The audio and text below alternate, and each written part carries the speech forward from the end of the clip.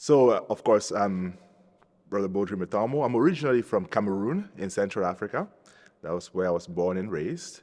Um, my childhood has been marked by a lot of traveling, a lot of moving around with my family because of my dad's job. So he got transferred to a lot of different cities around Cameroon. And anybody who knows Cameroon knows it's a very diverse country with a lot of different cultures. We have over 250 languages in the country. And so when I was just about 4 months old, we moved from the coast of Cameroon, where I was born, to the far north. So that's where I spent my early childhood until I was about 4 years old. Then we moved to the west region, and then 7 years later, we moved to the north. 2 years later, we moved to the center of the country, to the capital city, where I finished my high school. And I did 1 year of college before I came to the United States. My family, I grew up in a very Catholic family on both sides of my family, on my dad and my mom's side. We are, I think, the fourth generation Catholics. And so I really grew up surrounded by the faith. I grew up in a household of 6 children. I was the third oldest. So sharing was never a very big difficulty for me. We had to share everything, you know. And I think that gave me a first taste of community life. And that was very influential in my discernment later on when I started looking at the priesthood and religious life. So I think sharing that communal life in my family was very important in those early years. As I said, I grew up Catholic. I grew up around the faith. My grandfather was a catechist. He was a former seminarian on my mom's side. My grandmother on my dad's side was a catechist. My mom was a catechist. So, little to say, you know, I was fed with the faith from very early on, and I'm very thankful for that. Other things I got involved with. Let's see, extracurricular. I did tennis for a year. I did swimming for 2 years. And those were really the sports that I practiced and that I loved. Of course, like any good Cameroonian growing up, you play soccer, whether you like it or not. It's the #1 religion of the country. So definitely played soccer. And then after that, on the side of it, I should say, the other extracurricular stuff that I did was really get involved in my parishes. That was kind of a rule in our house. Once you get your first communion, you had to get involved in the church. Choose whatever group you want to be part of, but you got to get involved. So the first group I joined was altar servers, and I was an altar server for quite many years. When I was in freshman year of high school, I switched. I left the altar servers and I joined the choir. And so that was really my introduction to choir singing, to music in general. My older brother taught me how to read music, and my passion for music was born then. So I've been involved with music for a very long time, even at my school, at my high school. I started and ran the choir at my high school for my last 2 years of high school. So those were things that I was pretty involved in, and parish life really kept me busy, I should say. Something that's maybe a little different than in the United States is that when I was in choir, just for choir events, I was at the parish probably 5 days a week, between practices, masses, and other events around choir life. So I was definitely busy. So every day after school, basically, I was down at the parish every other day. So that was pretty impactful in informing me in my faith, but also the fun stuff that comes with it. So I mentioned my grandfather, who had been a seminarian. We spent all our summers with my grandfather, my grandparents. We spent time with them harvesting in their farms, but also living with him. He would often wake us up very early, 5 a.m., so that we could get to the early mass every day at the parish before we went to the farm. It was probably one of the most annoying things about going to the village because no kid wanted to wake up that early. But it really planted the seeds, I think, for the faith. And today I really have a great appreciation for that. Something that he will also do with the older grandchildren who will be praying the Liturgy of the Hours once in a while. He kept doing that even After he left the seminary, he kept praying the liturgy out the hours in the mornings, especially, and once in a while he would gather us, the older ones, to pray with him. So those things really stayed engraved in my mind. Another person that impacted me is my grandmother on my dad's side of the family, who is a very, very deeply prayerful woman. As I said, she had been a catechist too, and she was a teacher. But hers was really the witness of her prayer life that really touched me. She always had a little altar in her bedroom, where she would pray, and she had all the images of the saints, the crucifix, and those things really stayed engraved in my mind. That's something I always recommend to families, to build little altars in the house where they can gather as a family to pray. And finally, it will be my mom. She really has kept us in the family in a life of prayer. I remember when we were in the West region, we had an altar in our house, very beautiful. It was a storage room in my parents' bedroom that they converted into a mini chapel, basically, where we would pray as a family. We'll pray. We had an adapted breviary, if we would say, for lay people that was a little bit more simplified. So that was really my introduction to a lot of the prayers of the church, and of course, encouraging us to really take our catechism seriously. I think all of us in the family were really well fed in the faith in that way. So I would say those three people will be the first that come to mind. My maternal grandfather, my paternal grandmother, and my mom herself. Of course, the whole family, has played a role in there, but those will be the three that come top of mind. In 2012, I got accepted to study at Montana State University in Billings, and so I flew all the way from Cameroon to Montana, and the least we can say is that it was a huge cultural shock.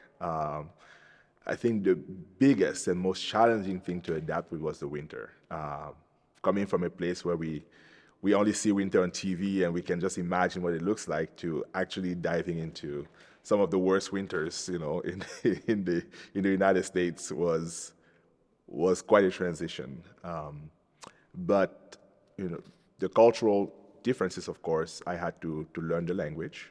When I came to the United States, I didn't speak English yet, so I had to learn to speak English. I had some foundational things in reading and writing, but I never had the chance to speak. So that was one of my biggest challenge at the beginning, was to be able to understand and to be understood. But that also became an opportunity, because I met a lot of wonderful people, both on my college campus and in the city, who really took me under their wings and guided me throughout my first year in Billings. And I'm very grateful to them until today. Some of those people became my family, really, in Billings, Montana, and I often go back to visit them. Still in touch with them, and I stay with them. It's, even my mom called them my Montana family. They really took me under their wings and taught me everything that I needed to know to survive and to live. Billings was an amazing place. I was supposed to be there for 1 year just to learn English and then transfer to a bigger school. And 4 months into my time there, I fell in love with the place. And I called my parents and I told them, I don't think I'll be transferring. I think I'm going to stay here and do all my studies here in Billings, which was a shock to them as much as it was for me. But the people were just amazing. Very warm, very welcoming, a lot of very faithful people. I really found a community of faith around me, and I love that. I just love that, the simplicity of life, and the wonderful friends that I've made. I stayed for 4 years, and it was very providential, because I think if I hadn't stayed in Montana, I probably wouldn't have met the Capuchins, and I wouldn't have been where I am today. So in many ways, the Lord had already guided my path towards where he wanted me to be eventually. So I started discerning a vocation to the priesthood. When I was a child, I thought about it.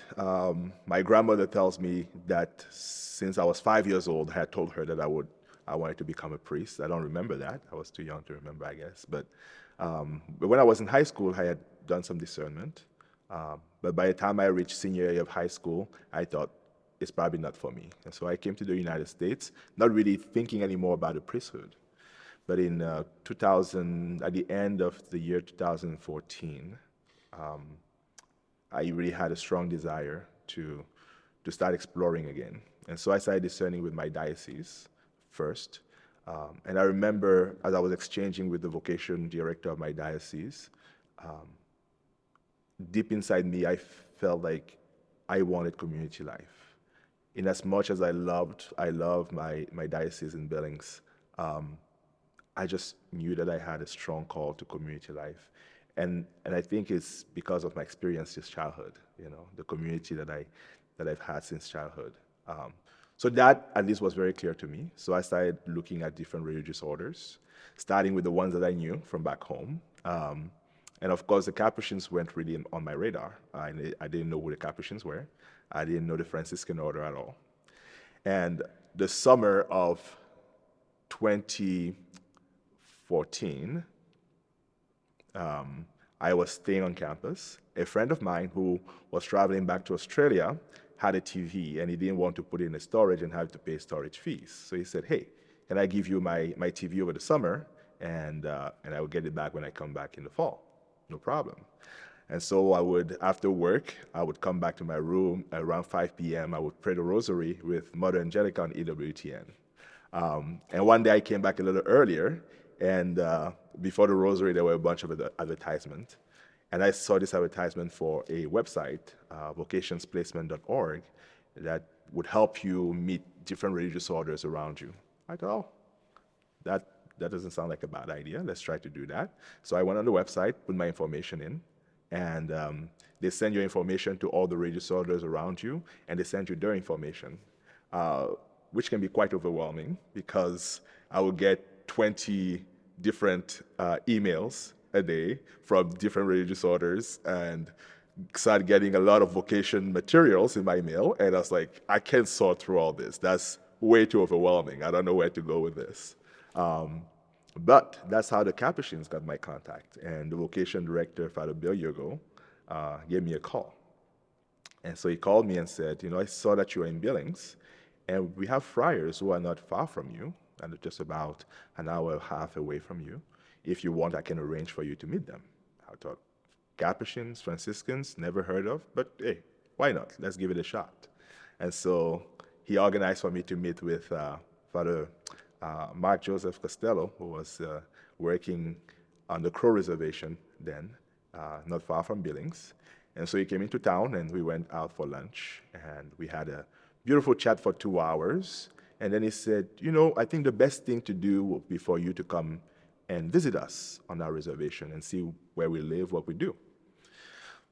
Sure. So I looked at my next break, the next weekend that I had open, and Brother Tindin came to pick me up in Billings, and it was a Friday, I still remember.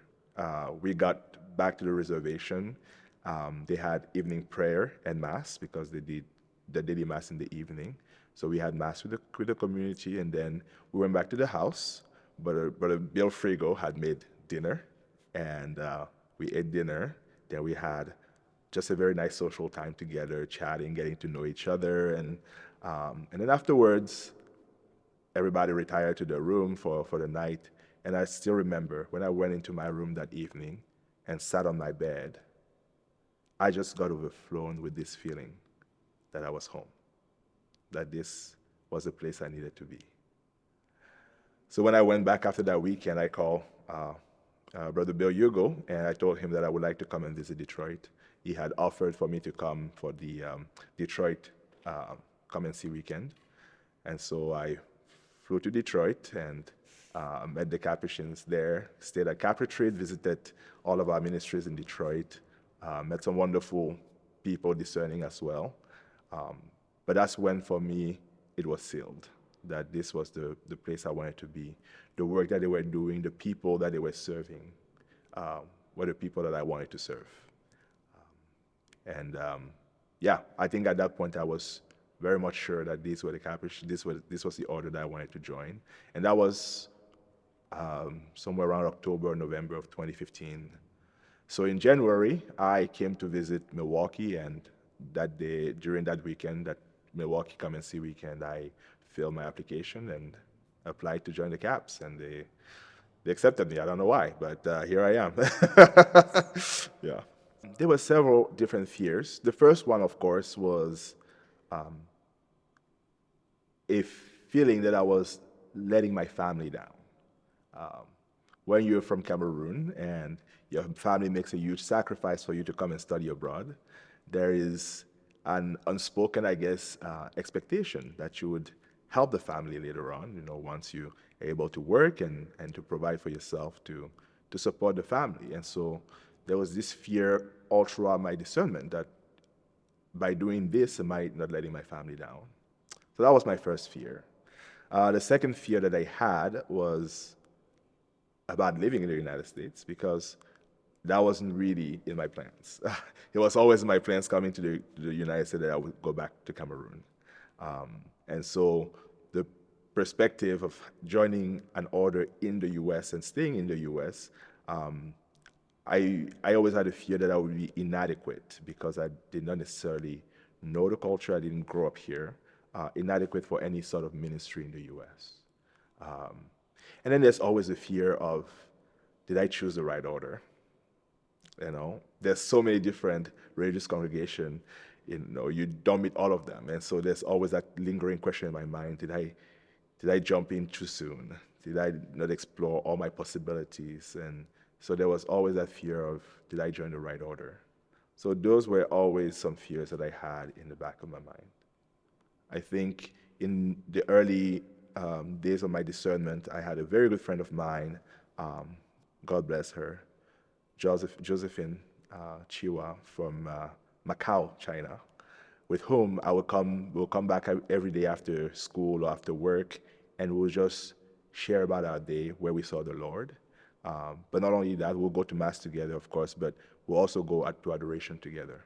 And to have somebody who prayed for me during my time of discernment, who went with me to adoration to pray and to get to know the Lord, as I asked a question, what do you want me to do, was very helpful. So the first thing that I would always recommend is build that relationship with Christ.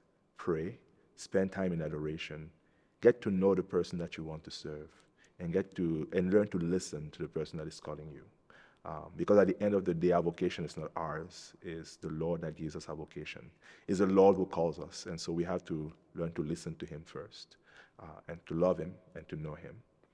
And then throw yourself out there. Explore, go visit congregations. Ask questions. Don't be afraid to ask questions. To discover the different vocations in the church and to let that seep into you, because through those the Lord will eventually give you the clarity that you want, that you need. And I met a lot of different congregations, and I had to listen to see, okay, the Lord is not calling me here, he's not calling me there, but eventually he will show you where you want to go. So get to know the Lord and get out there and meet people, meet priests, meet religious brothers, and ask them questions. Be curious about their lives and what motivated them to follow their own vocations.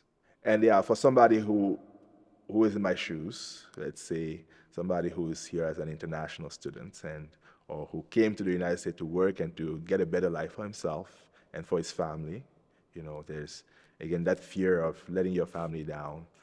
One thing that I learned in my journey was to trust in God. And that is not easy. It's very easy to say, but it's not easy to do at all. To say, I'm going to take this leap of faith and trust that God will take care of my family. To trust that God will provide when we don't see any possibilities, any opening in front of us. But to do it with trust and to know that the Lord will take care. Trust him. He does not disappoint. The Lord does not disappoint. It was hard for me to do it, but when I did it, and even though I did it very slowly, but the more I was doing it, the more he was showing me, don't worry, I got your back. I got your family, and everything will be okay. So I would say trust and take the jump. take the jump. He's going to catch you. He's going to catch you, and it's going to be beautiful. Trust in the Lord. That's a very good question. Why did I stay? It wasn't easy always. And I think anybody who has done discernment, was gone through formation in any sort of a vocation, knows that it's not easy. What made me stay, though, was always the community life. In the toughest moments of my formation, in the toughest moments of my discernment, the moments where I had doubts about whatever questions theologically or what else, what I always came back to was that first love, the love of community. It would only take me to stay with brothers, to pray with brothers, to eat with brothers, to chat with them, to realize this is family, you know? These are truly my brothers. And just like in any family, you know, you might fight someday, you know, you might pull your hair sometimes, but you always find a way to come back and to hug each other, and to realize that in the end of the day, you have the same mission. Community is really what made me stay. Community is what attracted me first, and it's what kept me here. I think one thing that particularly attracted me about the Franciscan spirituality was there is no one ministry that is associated with our Franciscan tradition. You can be working in a soup kitchen, teaching in a college, teaching in a high school, working in a high school as campus minister as I am, or a dorm supervisor. And whatever you do, what in the end, at least from what I've discovered for myself, what in the end makes it the Franciscan ministry is that we do it as brothers. I think my fears about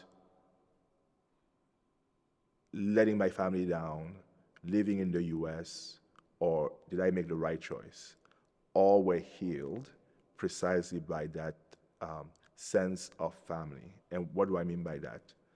The way my family was welcomed when my parents came in 2016, before my graduation and before after my graduation and before I entered the postulancy program, I had them visit with the Capuchins. We visited them in Montana, in Chicago, and in Milwaukee, and here at Calvary. We took a week-long travel to do that. And at the end of that week, I still remember what my mom told me. I was sitting in the chapel at St. Conrad Friary with my mom after Mass, and she turned to me and she said, "Now I understand why you want to join the Capuchins." They felt like they were welcomed as family. I didn't feel like I was letting my family down. I felt like my family was expanding. And my parents felt the same way. And from then on, like, my mom embraced each of the brothers as her own children. You know, every time she calls me, she's always checking, how's Brother Bill doing? How is Father Proust doing? Oh my Lord, she loves Father Proust, David Proust. You know, she loves them because of the way, and that was from that very first visit. I wasn't even in the Capuchin order yet. I hadn't even entered postulancy yet. And already that connection was formed. The fear about staying here, I had a chance to visit the Capuchins in Cameroon in 2021. I had never met them before, but I really wanted to get to know them before I even made a decision of making my perpetual vows. And I did that. And I remember I stayed with them for a little over 3 weeks. And at the end of those 3 weeks, I had a meeting with all the young friars in formation. And the first thing that came out of everybody's mouth was, you know, when you came from the United States, we thought to ourselves, oh, is he going to be different? You know, do we have to act differently around him? And I had the same fear. I was like, I don't know how Capuchin life is in Cameroon. But at the end of those 3 weeks, we all felt like this is family. No matter where the Capuchins are, we are all one. And, you know, created those bonds of friendships and to know that we are brothers, you know, wherever we are. So I don't feel like I'm actually disconnected from Cameroon. Because there are friars in Cameroon, I feel like I'm actually there.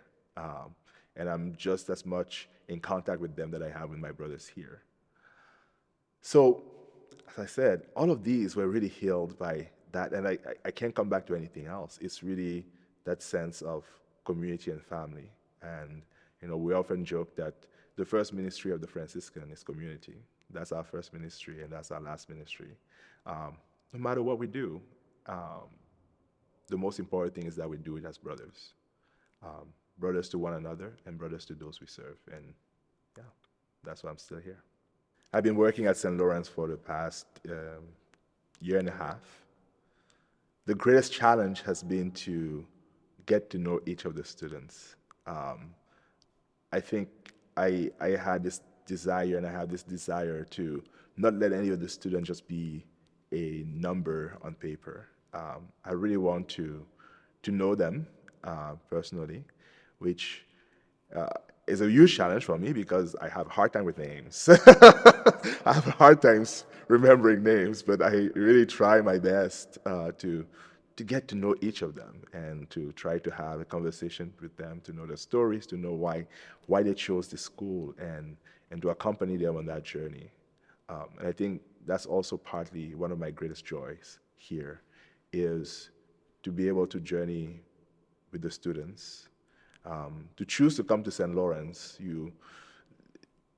it's really a big choice because it's a boarding school. You're going to be away from your family most of the year. And so I want to be able to give them a growth in the faith that will make it worth it for them to be away from the family this long. But also to respect the trust that the parents have in us. So I think, some of my greatest joys really have been that, to see students grow in their faith, to see families being so thankful and happy for the work that we do. And I'm really looking forward to hopefully guide more and more students in looking at the priesthood as a possibility, at religious life as something that they can do. In a world where self-centeredness has taken such a big place, in a world where responsibility and dedication to others often comes at the back, is often pushed to the back, to hopefully help students to see that self-sacrifice, modeled after Christ on the cross, is a worthy path, and it's a possible path for them. So those are some of the things I'm looking forward to, some of my joys, and some of my challenges here. Since my childhood has always been fascinated by priests. I have an uncle who is a priest, and to whom I was pretty close. I am pretty close, I should say. Priests have played a very important part in my family's life, in helping my parents in their marriage when they had difficulties. And I've been surrounded by a lot of missionary priests who really dedicated themselves zealously to proclaim Christ and to bring people to know Christ. So the way I understand my priesthood is first in light of those people who witnessed to me to their own priesthood. It's people who were in love with Jesus and who wanted to make him known. I've really been blessed that all the parishes I've attended throughout my life were led by missionary congregations. And so that fervent zeal to proclaim Christ in a way that is without shame, with pride and with love for him, has shaped me. And I think that's really how I understand my priesthood. As I said, I had stopped discerning after high school. I didn't think priesthood was for me. But what brought me back into discernment was precisely when I got to Billings, and I started meeting a lot of young people who were asking questions. People were struggling in their lives and didn't have a sense of directions. And they saw in me, who was practicing my faith and who was very proud to be a Catholic,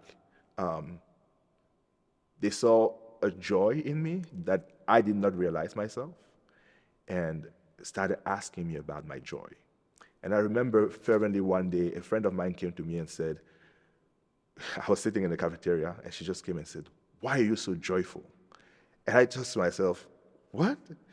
There's something about you. Why are you so joyful? And on the moment, the only thing that could come out of my mouth is, I'm Catholic. And I hadn't really processed that myself. But to know Christ and to love Christ, no matter what the difficulties that you're facing in your life at the moment, to know and to love Christ was everything that I needed to have. It was the only assurance that I needed. And I started sharing that more with others. And I saw the joy and the peace that it was bringing to others. And that's when I said, Lord, I think I'm actually more useful doing this than anything else. And not just useful, I was happier sharing Christ with others.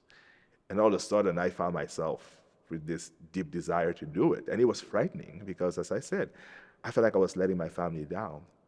But at the same time, I could ignore the joy and the peace that it was bringing to me to share Christ with others, to see them light up and to see their lives being better because they know him and they love him. My priesthood, I understand it in that light. I want to bring Christ to others. I want others to know him the way I know him, to love him even more than I love him, because he's given me everything, in the most difficult times of my life, when I was down and I thought, nothing good could come out of anything. The Lord showed me that he loved me, that he was there, and I can't ignore that, and that's what I want to bring and share with others. In our training for the priesthood, we take classes on several different sacraments. But one of the sacraments that I was always very fearful of celebrating as a priest was the sacrament of reconciliation. But the class that I took on it really gave me a new love for it. Not that I don't have fears, but I really look forward to be an instrument of mercy for God. It's still frightening in my mind. The fear hasn't gone away, but I know how powerful the Lord can use us when we just let him do, and I'm definitely looking forward to it. The thought of it is terrifying. But I think that's one of those moments where you just have to be as humble and as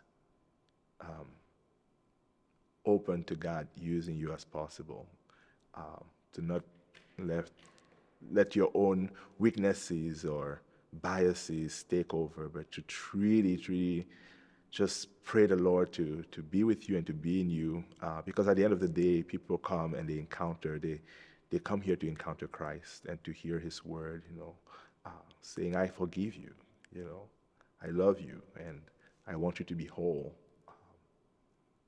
I really can't wait to be that minister of mercy, and I just pray that the Lord use me in the best way possible. That I let myself be used, in that way, and